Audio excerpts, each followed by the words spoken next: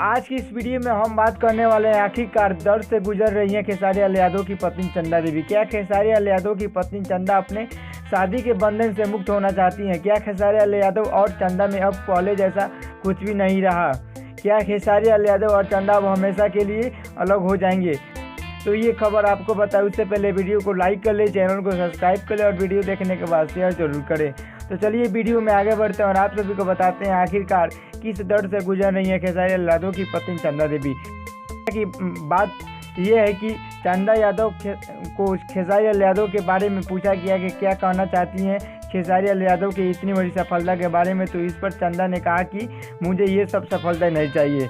तो जी हाँ, अब सोचने वाली बात है कि ऐसा चंदा देवी ने क्यों कहा। और हमेशा से हम सब देखते हैं कि चंदा खेसारी लाल यादव को काफ़ी सपोर्ट करती है, उनके साथ काफ़ी खुश भी रहती है। और ऐसे में काजल राघवानी खेसारी लाल यादव की अफवाहों पर भी कोई रिएक्शन नहीं ले रही हैं। तो फिर ऐसा चंदा को क्या हुआ कि सबके सामने चंदा ने कहा कि खेसारी लाल यादव के बारे में इतनी बड़ी बात। लेकिन चंदा यादव ऐसे क्यों कहा, खबर की पुष्टि अभी नहीं हुई है।